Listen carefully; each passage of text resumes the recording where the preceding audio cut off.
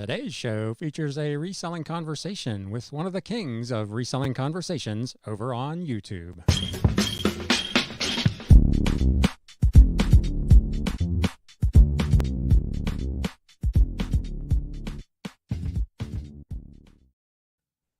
What is up, Galaxians? Welcome to another episode of the Galaxy CDs, Rocks, and Flips Reseller Talk podcast. Today, we are going to put the talk in Reseller Talk podcast and have a conversation with someone who has done, I don't even know how many. We'll have to ask him when we bring him on board. Please give a warm Galaxian welcome to Jeff Dorris. Hey, Jeff, how are thank you you? for having me. I appreciate you coming on. I'm doing well. Thank you for inviting me. Absolutely. I figured it was only right since I've been on your show once or twice in the past. So, Twice. Yeah. How many interviews have you done? How many guests have you had, do you think? I don't know. I probably have maybe like 450, almost 500 videos on my channel, and maybe half of my shows have probably had interactive, videos like this where I'm hanging out talking to other resellers and entrepreneurs. So I would say maybe a couple hundred, maybe 150, 200, something like that. That's pretty amazing. That is a lot of folks. How do you go about, I know how you reached out to me, but for people who don't know how you do that process, I'm going to pull you up on the main screen, talk a little bit about your channel, where people can find you online, and then just kind of how you do that whole process.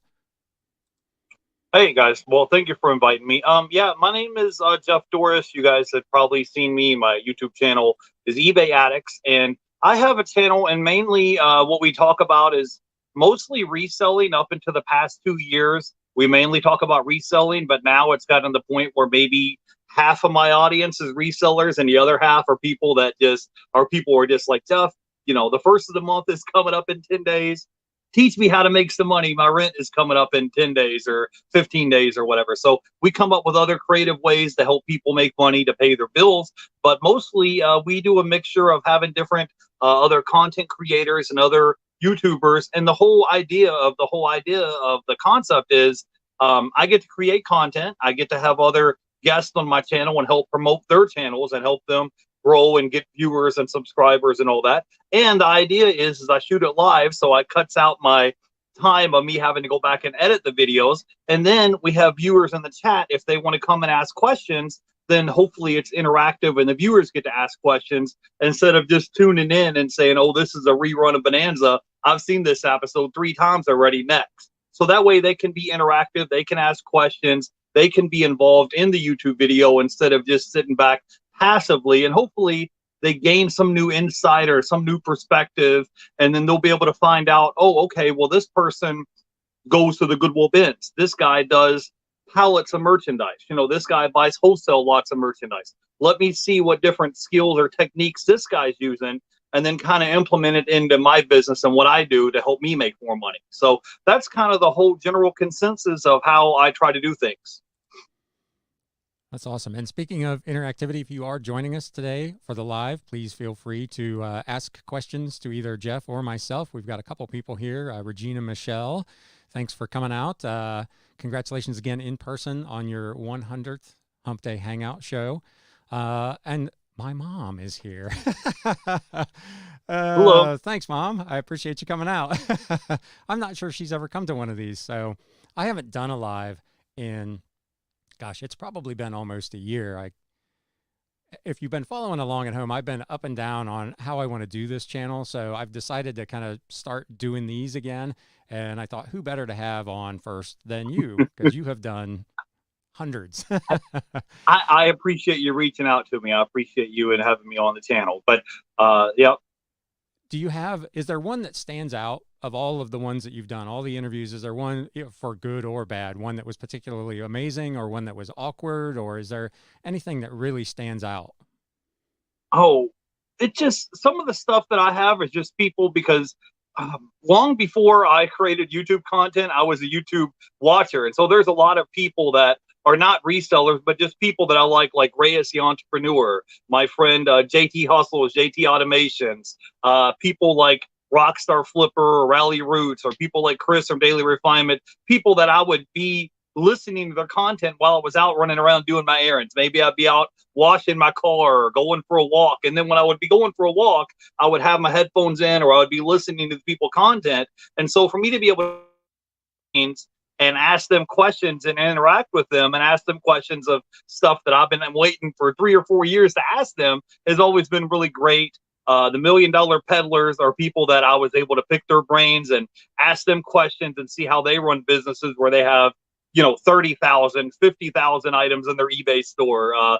Mr. Buys a Lot, someone like that has, I don't know, 150,000 in items in his eBay store. And then I look at my little eBay store that has like 8,000 items. And then I try to figure out, well, what little tips or tricks, what are they doing with their inventory system, or what's going on here to where I can, kind of implement that into my content.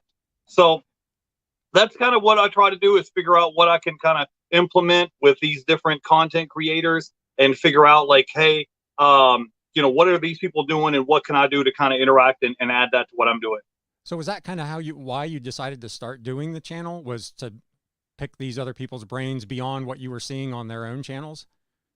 Who's kind of like, oh, this is my roommate, Patty is here. Hey, Patty, you want to say hi to everybody? No, actually, I'm his landlord. Okay, cool. Yeah, I'm live right now on YouTube. You give me a few minutes, I'll be right with you, okay? Very cool. All right, thanks. So was that kind of why you decided to start that, was to kind of go after those people and ask questions that they weren't answering in their own videos? Well, part of it is my part of the idea is for me to be able to was for me to be able to get watch time hours, because it's difficult for me to film a 5-minute what sold video. And even if you had 500 or 1,000 people that would tune in to go watch one of these what sold videos, you would need, a whole bunch of them just to get your watch time hours in to get monetized on YouTube. Right. So the idea was to try to be able to get that way to help me get my watch time hours in on YouTube, while helping other content creators, help them get new viewers and subscribers to their channel, help me get my watch time hours in, help the audience, help them be able to ask questions and be able to kind of help them interact and help them learn things as well. So the whole idea is to try to be a win-win for everybody, Yeah. And how did that work? I mean, how long did it take you to get to a point where you were monetized with the channel? On YouTube, I think it took me about 10 months, 11 months. I think 10 months to hit my 1,000 subscribers, and maybe 11 months just to get my watch time hours in on YouTube. Yeah. And then I was monetized, because you guys don't know, a lot of content creators, you see people driving, Lamborghinis or living in mansions and stuff. The vast majority of content creators, they may work for a year, 2, 3 years of just creating content, just trying to get to the point of getting monetized. Right. I think I read an article recently. It said less than 1% of all content creators ever get monetized. So 99% of people don't. Yeah. And I was just going to say, I've done, I don't even know, 160 some episodes over the 2+ years, and I'm nowhere near being monetized. So this is, for me, it's solely a labor of love. I'm not, hopefully at some point it will be monetized, but I've got a long way to go. The thing is, even if you do get monetized, you're making maybe $100, $200 a month in ad revenue. It's not to the point where, you're, where you can retire off of it or something, where you're making 5, 10, 15 grand a month that some of these people think that content creators do. I mean, like I said, for most people, especially in the reselling niche, your CPM is maybe somewhere around $20, $25. And then it depends on your view count. And yeah, maybe you'll make an extra $100, $200 a month in ad revenue, but it's not something where you're like, oh, I'm monetized now on YouTube and I can just sit back and retire. It doesn't always work like that. Yeah, absolutely. So do you have a particular favorite YouTuber? Is there somebody that, if you were going to recommend one channel other than yours and of course mine, to someone who's just getting started out in reselling, is there one person you would direct them to? One of my favorite probably is Chris from Daily Refinement. So if you guys get a chance, you could go by and check his content out and watch his content a lot. I feel like after 2 years of just talking about reselling all the time, I don't know if burned out of it. I get kind of bored of just talking about like, hey, I bought this item for 50 cents and it sold for $20. There's only so many times that you can kind of recreate that wheel where you feel like you're kind of doing a rerun episode every week. So Right. yeah, I mean, if you go by and check out Chris from Daily Refinement, I live in Tampa, so I'm kind of partial to my friends from Rally Roots here, Rockstar Flipper. Most of the bigger channels know what they're talking about, but there are some people that are YouTubers that are making reselling content, and there's other people that are resellers that Right. just happen to have a YouTube channel, so. Yeah. Now you mentioned that you don't, and a lot of people don't make a ton of money on YouTube. And I get the sense that you're one of the kind of multiple income stream guys. So tell us what all are the ways that you are making money? You've got YouTube and obviously reselling. What else are you doing to kind of earn your income? Well, right now I have my 5 main things that I do to pay the bills. My main source of income is my regular 9 to 5 job, and I work as an independent contractor, a 1099 independent contractor for a courier company. And a courier company that basically needs a taxi driver for boxes, and they need people to drive from city A to B, pick up boxes and deliver them. So that's pretty much it. And they'll contact me. I try to work on nights and weekends and holidays when nobody else wants to work. There's hardly any traffic on the road. And maybe I'm in Tampa now. I may drive up to Gainesville or go to Orlando, pick up that box in Orlando, drop it back off in Tampa, and they'll pay you $100 to deliver that box, which doesn't Right. sound like a lot of money until you're like, well, what if you did 4, 5, 6 of them in a night, and it can start to add up, because they may call you up and say, hey, we need you to go to Orlando. And then while you're heading towards the East Coast, another run might get called in to go to Melbourne. And that run box may pay $165. Then while you're in Melbourne, they may have 2 boxes in Melbourne that need to go to Gainesville, and they may pay $175. Then you're up in Gainesville, and they may say, hey, you're already in Gainesville coming back to Tampa. We got 2 more boxes in Gainesville that got to go back to Tampa. Right. So I work that. It's kind of, I don't know, it's just an app on your phone. And whenever you want to work, you'll text dispatch and let them know you're available. And whenever you want to be off, you can be off. So that's my main source of income. Back in January, when I was really busy, I made 10 grand in a month working as a courier. So you can probably make anywhere between 5 to 10 grand a month, depending on how much you work. I only get paid strictly on commission. And the way that it's set up is the courier company pays me 60% of every delivery I do, and then they get 40%. So that's basically what I do as I work as a courier. My second thing is I do eBay. I mean, I was checking out your eBay store. I think you have 9,000 items in your eBay store or something, 9,200. Yeah, I think I'm right around 7,800, almost 8,000 items in my eBay store. And I basically get inventory for pennies on the dollar, and I'll try to buy wholesale lots. And then I get stuff, for example, I was at the pawn shop the other day, and I was getting DVDs new in the shrink wrap for $0.25 a piece. Right. And then I was turning around and reselling them on eBay for $20, $25, $30. Like there's one right here called Kiss of the Spider Woman or something. I paid $0.25 for it, and it sells on eBay for $30. Right. And it's relatively easy. I just scan the barcode, take a picture front and back, post it on eBay, and when it sells, put it in a 6x9 padded envelope, drop it in the mailbox, and ship it off to the customer. So that's another source of income. Number 3 is YouTube. Like I said, it's not a ton of money. You just make YouTube content just like we're doing now. And, once you get 1,000 subscribers and 4,000 hours of watch time, you will get monetized on YouTube, and you'll get ad revenue check from YouTube at the end of the month. And it's maybe $100, $200 a month. Another thing that I do is I have affiliate links. And if someone happens to click on your affiliate link and then buy something, my main affiliates are eBay and Amazon. And then if they click on your affiliate link and buy something, you'll get a small commission from that. I think my first week when I signed up for eBay, I think I made $87 or something my first week, just working as an affiliate. And then recently, maybe a couple months ago, I signed up to work for Amazon Flex. And it's just an app on your phone. And whenever you want to work, you can work. And whenever you want to be off, you can be off. And they have these little blocks on your phone, and you can pick up blocks or shifts with Amazon. You drive your car to the Amazon warehouse. They have Amazon packages. They have a little route that you do. And once your route is completed, you're done. For example, I think I did a block last week. It was the block paid $90. It was for a 3-hour shift. I got done in 2 hours. So you made $90 in 2 hours. It was $45 an hour for 2 hours of your day. You go in, you pick up the packages, you scan the little barcode. The app will tell you that you're at the right house, you're at the right location. You scan the barcode, put the package on the front porch, you take a picture, and then you keep it moving. So those are my main 5 streams of income that I have right now. Like I said, courier, eBay, YouTube, affiliate links, and then Amazon Flex. Do you only sell on eBay, or do you do Amazon, Etsy, Mercari, any of the other? Do you do the cross listing thing?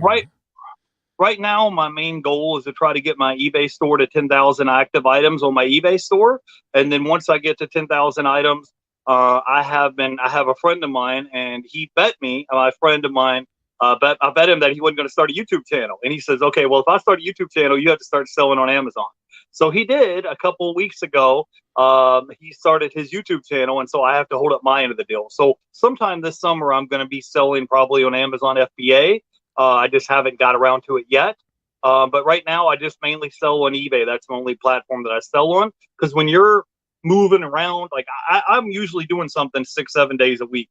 So I don't want to have to go back on Mercari or these other platforms and delist an item that I sold and do all this stuff. If I can pull an item of something that I sold on eBay, box it up, put it in a bubble mailer, put a shipping label on it, drop in the mailbox, I'm cool with that. But trying to manage multiple platforms at once, it can seem to be difficult, you know?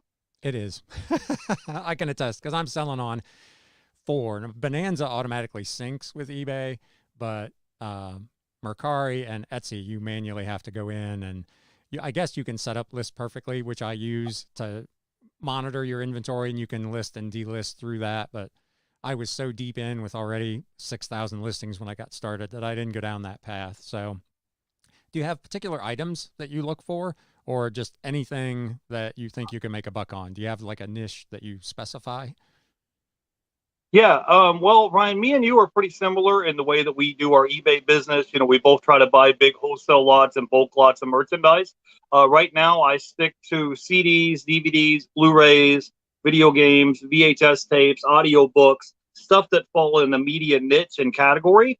Because what happened was when we were still under the PayPal system, and when eBay switched us over from the PayPal system to the managed payment system, eBay kind of changed the rules of the game.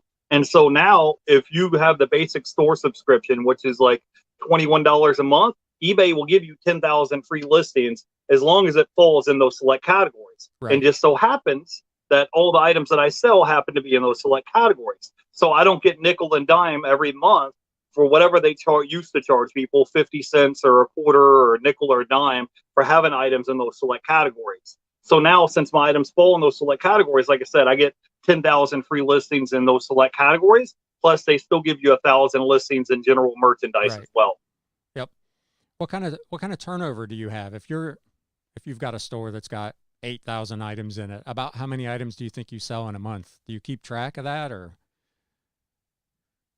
I know a lot of folks don't seem to monitor. Give me 1 second. My internet is lagging for some reason.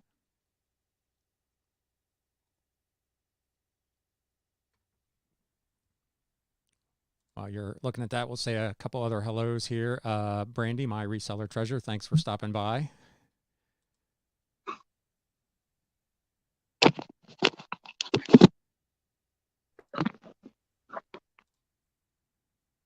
There we go. I'm back. I apologize.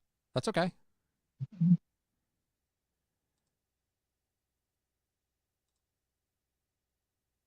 We're frozen again? No, nope. I think you're good. So, okay. About how many items do you sell a month, do you think? Well, I was doing enough money just on revenue on eBay to pretty much pay most of my bills every month, you know, to pay the rent and car insurance, cell phone bills, most of my bills every month. Recently, this past month, you guys, if you're an eBay seller, you know, if you do promoted listings, I was doing 1% promoted listings on all my items on eBay. And then eBay had this thing where they're like, oh, well, we need to show our shareholders that we're making more money. So they kind of kicked everybody off this 1% promoted listings and put everybody to make it to where you have to use 2% promoted listings. So in the past month, I think back in July or something, I was talking to my friend, one of your previous guests you've had on, Steve Resell Dojo, and I reached out to him and asked him what he did in the situation. And he says he does everything in his eBay store 5% promoted listings.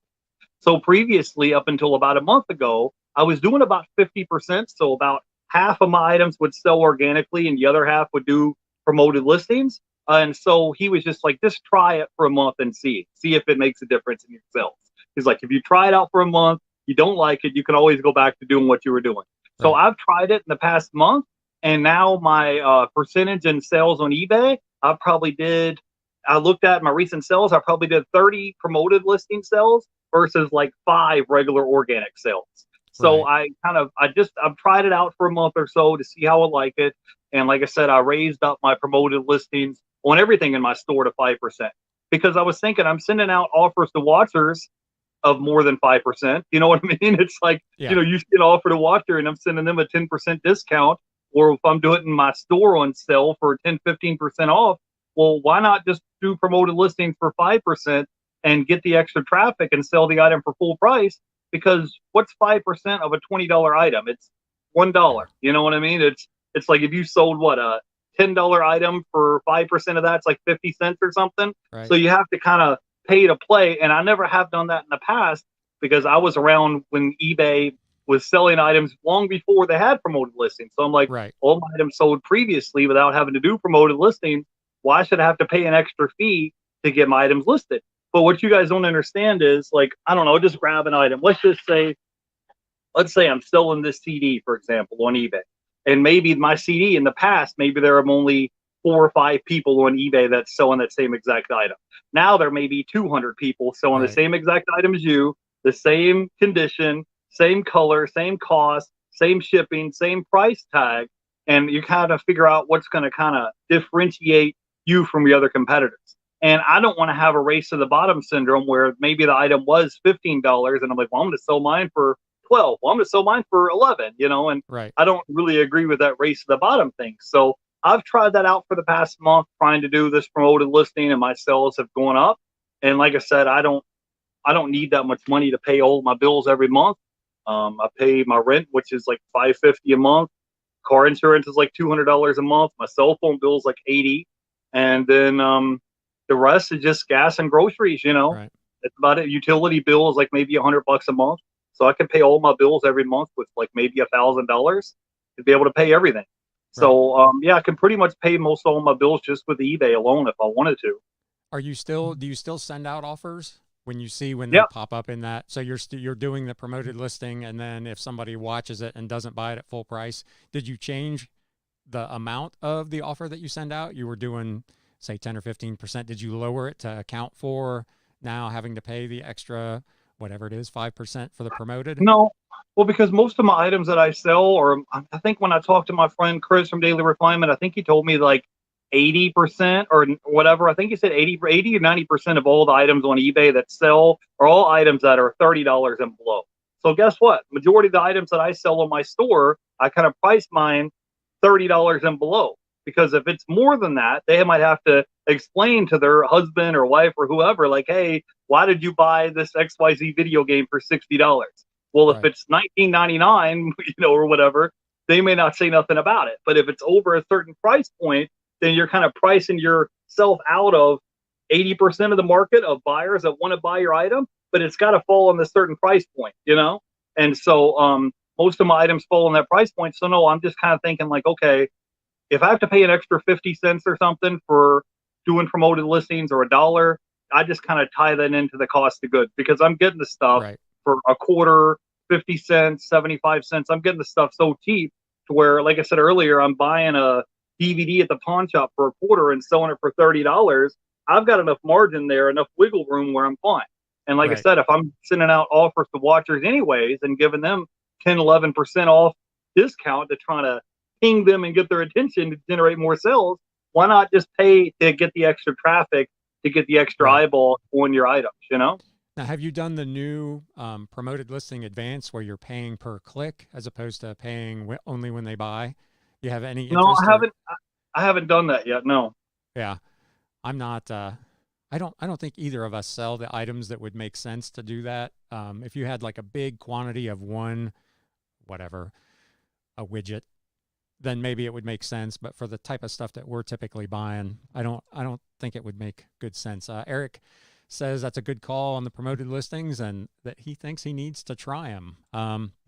I actually watched a video from somebody the other day. I think it was the Rise and Grind picker, and he was talking about how promoted listings increased his sales by, he said, almost double. So maybe there's something to it. I don't know if it depends on the product categories that you're in or if it's just a blanket. It seems like it has a big impact, but it's clearly something that's working for a lot of sellers. Well, like I said, when I had mine at 1% promoted listings, I was doing 1 organic and 1 promoted. It was about 50%. And since I've tried this experiment the past month, it's been like 30 promoted, like 5 organic. So you can see the traffic increase about 5 times fold, but it should, because I raised it up from 1% to 5%. So yeah, you can do, you can, all I say is try it out for 30 days or 60 days. If you don't like making all these extra sales, you can go right back to putting it at 1 or 2% to where you had it. And the thing is, in your brain, eBay's forcing you to put it at 2% anyways. So we're only talking about going from 2% to 5%. Right. I'm not saying go 20 miles over the speed limit. I'm saying if they're forcing you at 2%, just try to go up 3 more percentage points and just try it out for 30 days, 60 days or whatever, and see if you like it or not. If you're not getting the increased sales and it's not worth it to you, the cool thing about promoted listings is you only have to pay for the promoted listings if it results in a sale. If it doesn't result in a sale and someone is just kicking the tires on the item, you don't have to pay the extra fee, only after the item sells. Right. I was just going to say that it's a perfect experiment because there's no upfront cost. If nobody buys anything, you haven't lost anything by signing up for it. So you might as well give it a shot. Eric says his store is slow. He does, sounds like mostly trading cards. I don't know enough about trading cards to comment whether that would be a good place for promoted listings. I feel like there's a lot of people selling trading cards, so it might be a good opportunity. How do you source your stuff? You've mentioned pawn shops and you like wholesale lots. Where do you go? What's your primary way to get merchandise? I have a guy, you've seen Lonnie from Chet Flip. He has a guy. Well, I have a guy as well. And I was messaging people on OfferUp looking for deals. And I would type in wholesale lots of merchandise of, CDs, DVDs, Blu-rays, video games, whatever. And I kept seeing this same guy pop up over and over and over again when I was looking on OfferUp. And he was just a local guy. And what this guy does is he buys big storage units. He buys big, what is that called? Estate sales. He's got huge, I don't know if it's a warehouse, but he has several storage units of merchandise, and it's a reoccurring guy. And so I'd found this guy online. He had a bunch of DVDs that are new in the shrink wrap, and I think he was asking maybe $1 a piece for them. And I messaged the guy, and I told him, I said, hey, man, I usually will pay about a quarter or 50 cents a piece for merchandise, new in the shrink wrap at the pawn shop. And I was just like, can we come to some type of agreement? So he's at $1, I'm at 50 cents, and we're haggling back and forth for 2 or 3 months, mind you. I'd message a guy a month later, hey, how you doing? I'm doing well, Jeff, what do you want? And we would message back and forth. And now I got him down to my price, which is 60 cents, because I want the guy to eat. I want the guy to make a little bit of money on his make it worth it for him. And then I need to be able to make a return. So one of my latest sourcing videos I showed on my YouTube channel was I was showing you guys how I spent $300 on merchandise, and I bought 500 items that were all new in the shrink wrap, brand new. It hasn't been picked over and none of that. So basically, think about it. Instead of you buying a whole pallet of merchandise, I don't have a truck or a trailer to haul it away in, so I get wholesale lots of merchandise. So I'll message my guy. He doesn't want to be on YouTube, so I'm not gonna put his information out there. But I would message my guy on OfferUp or have him call him or text him and say, hey man, I'm ready to buy some inventory. I'd meet him in a McDonald's parking lot, and I would say, here you go, here's your $300. And he would say, here you go, here's your 500 items of media items. And I'm telling you, man, I mean, it's kind of crazy because when you're getting stuff for 60 cents and then you're turning around the next day and the stuff's selling for $20, $30, and you literally just picked it up the day before, it doesn't take much for you to get your money back. So if I paid $300, let's just assume that if each item I can get, assume bare minimum I can get $10 a piece per item. Okay. Let's just assume that times 500 items. So you have $5,000 worth of inventory. Okay. Now my cost of goods was $300. I don't have my notebook in front of me, but your cost of goods was $300. So we started off with $300. We got $500 worth of inventory. My cost of goods is $300. Let's just say your eBay fees, just for the purpose of this example, is 14%. So let's say that's another $700. You're still going to be left with about $4,000 of profit margin when all these items sell. It's just a matter of you're selling a large quantity of merchandise as opposed to me selling 10 items for $50 a piece. I might have to sell, if I'm selling 10, 15, $20 items, I might have to sell 500 of them. So you're just selling a larger volume of items. But anyways, I'll message my guy up and say, hey, I'm ready to buy inventory. I'll give him the $300. He'll give me my 500 items. And then I'll go through and start scanning barcodes, posting them. And whenever I have free time, post them on eBay. And then whenever they sell, I'll box them up and ship them out. But like I said, I'll also go to pawn shops. There's a pawn shop over in Clearwater. It's about an hour away. But when I'm in the neighborhood, I always swing by. Last week I was in there, like I said, they had DVDs for $0.25 a piece. Because people see all these streaming services and Netflix, and they think that media items have no value. Right. And so, I got maybe $55. I spent $18 and some change there at this pawn shop. And I promise you, I probably walked out of there with maybe $500-$600 in profit. And it took maybe 5 minutes out of my day. So it's just not, it's not a very good use of my time to go and hit up 5 different thrift stores or 10 different pawn shops. I try to just get big wholesale lots of merchandise whenever I can.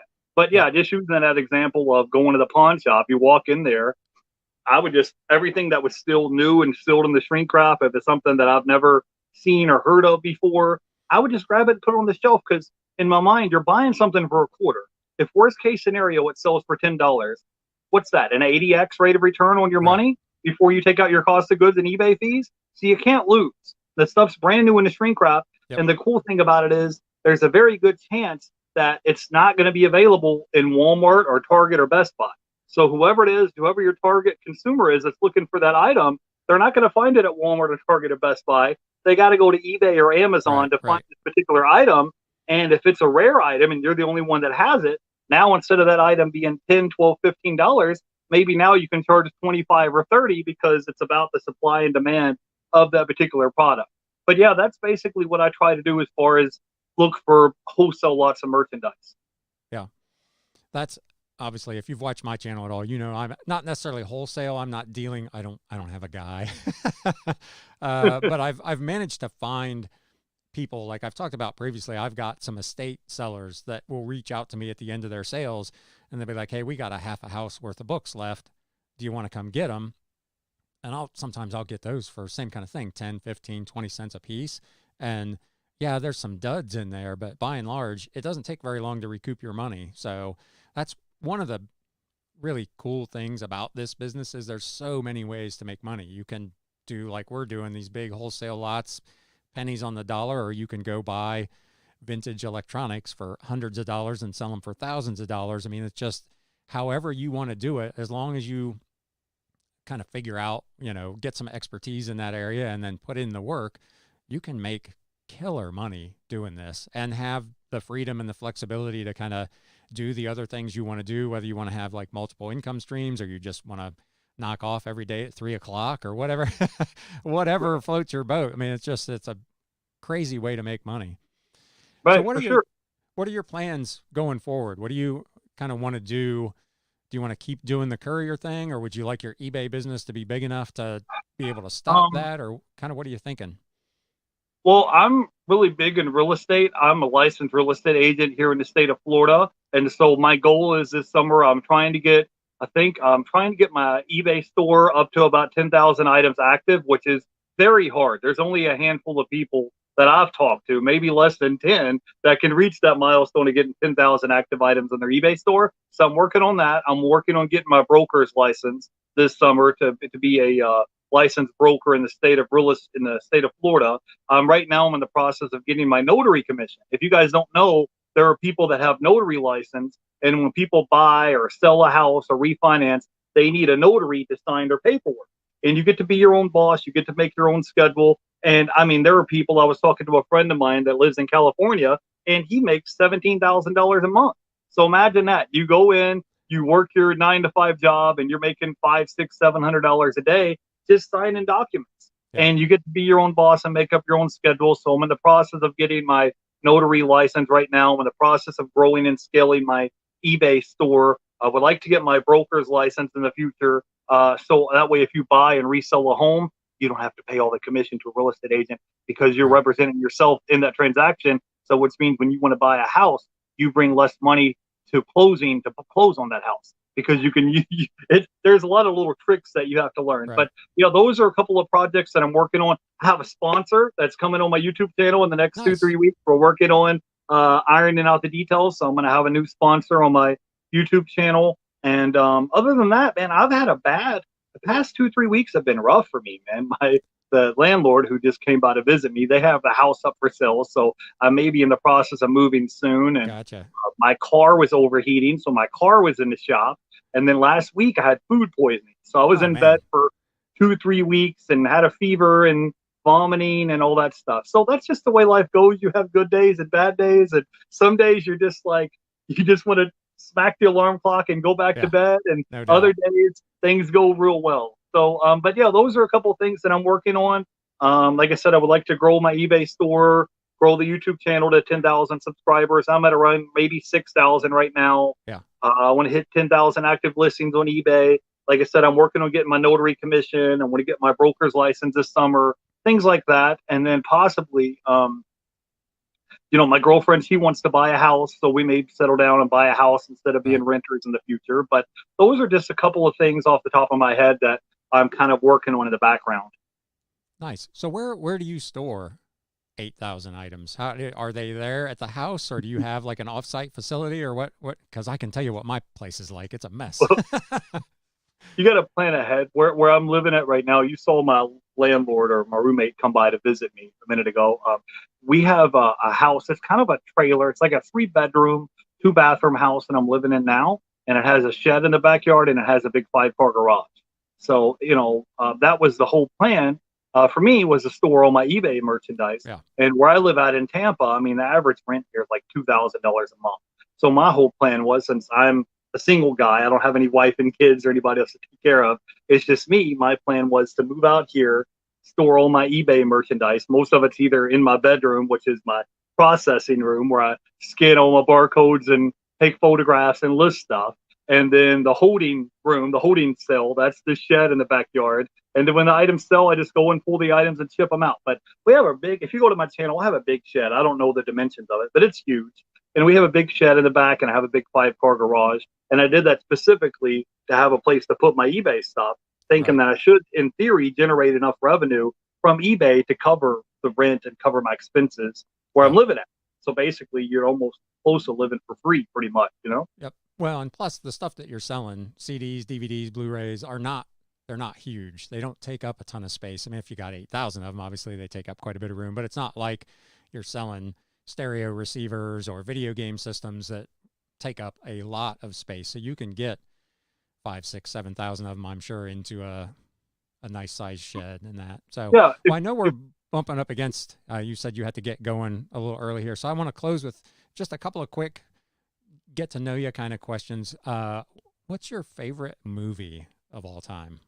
Oh man, I was going to say Forrest Gump, but as I've got older, probably the Rocky series, because I kind of relate to being that type of Rocky character, kind of an undertrodden guy who is trying to find his way in the world, and this kind of an underdog type of story. So that's probably one of my favorites, is the whole Rocky series of him going around being a loan shark person, and he's got his coach and his mentor in his ear saying, hey, you could be a contender if you just do what I tell you to do. And he's got this whole love story where he's chasing after this girl, and his manager saying, hey, stay away from women. And he's just an average guy, probably in his late 30s, and he's fighting against Apollo Creed, who's supposed to be the Muhammad Ali of his day. So that, to me, just whenever I get a chance, just to kind of listen to the clips of the video when I'm out traveling throughout my day, that's probably one of my favorite movies of the Rocky series.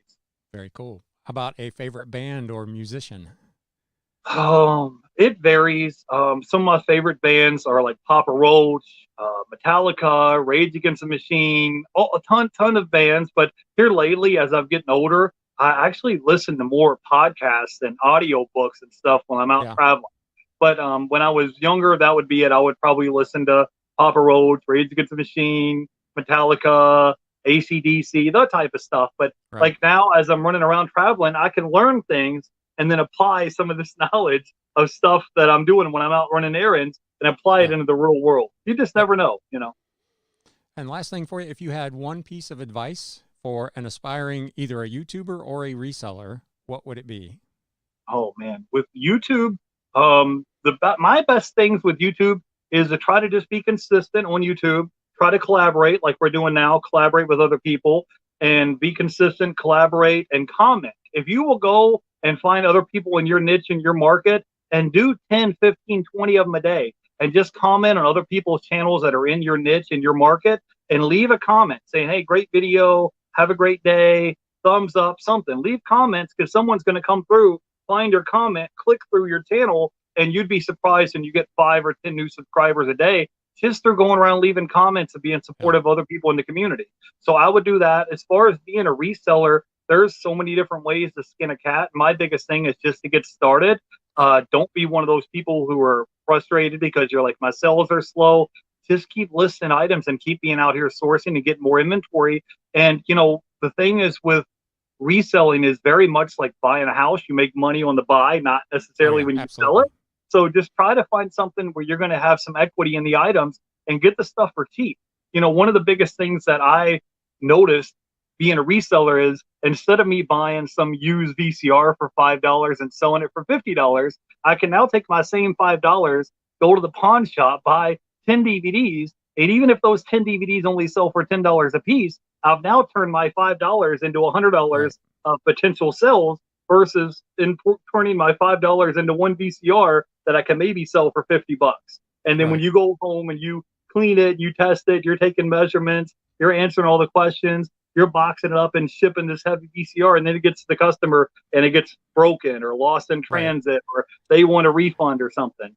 You know, you're going to have losses. You know, you're going to have customers that want a refund or your item got lost in the mail. Keep your cost of goods low. So that way, if somebody calls me up and they say, hey, Jeff, I want a refund, I'm like, bro, no problem. I've got 50 cents tied up in the item. You need a refund. There you go. Have a good day. So that way I'm not worried about it. If something, I'm not selling a $300 pair of Jordans. I'm selling a video game for $30 that I bought at the pawn shop for $1. So if someone needs a refund or they're not happy, keep your customers happy and keep your feedback up. So those would be a couple things like gems that I would tell you guys. Is just think about that, because those $10 sales, they add up just as much as that $50 sale does. It's like you walk right by a DVD that you can buy for 50 cents and sell for 20. Meanwhile, you would run over there and grab that VCR for $5 and sell it for 50, knowing that now I could take that same $5 and turn $5 into 100 and 20x my money instead of 10x my money and do way less work. And I can get those 10 items listed faster than you can list one VCR.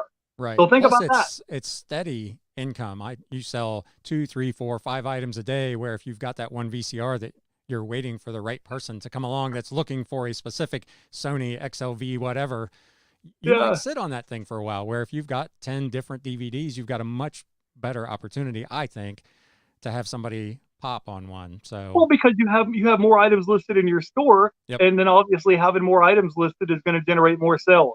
So, I mean, there's little tricks you can do. Like I said, you could do promoted listings. You could send offers to watchers. But the biggest thing with eBay is just listing more items.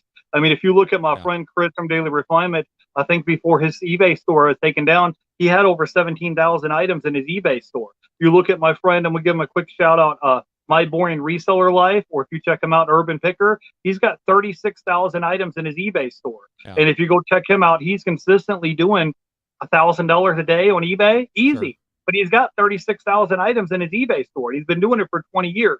So don't just expect everything's going to happen overnight. You know, it's okay. If you have 3,000 or 5,000 items in your eBay store, I don't have 150,000 like Mr. Buys a Lot, but just work with what you got. And the biggest thing is you got to reinvest your capital into get more inventory. I see people that are like, hey, I made all these sales and now I'm going on vacation. And then when they get back from their vacation, they're back to zero again because the money that they made in profit, they spend on a vacation or a cruise. And now they have to go spend more money to get inventory. So anyways, that's just a couple things off the top of my head that I would leave you guys with. I appreciate it. I appreciate you taking the time to join us today. If you're not following Jeff, there are links to both his YouTube channel and his Instagram in the show notes and the description below. So please be sure to go over there and check it out.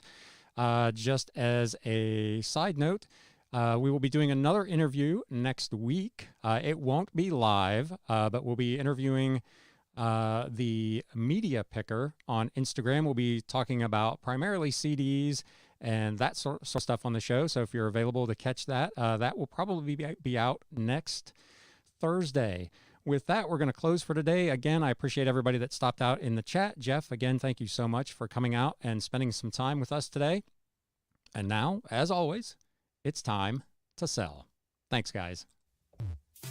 You have been listening to the Galaxy CDs Rocks and Flips Reseller Talk podcast. Thank you so much for tuning in, and we will catch you again next time.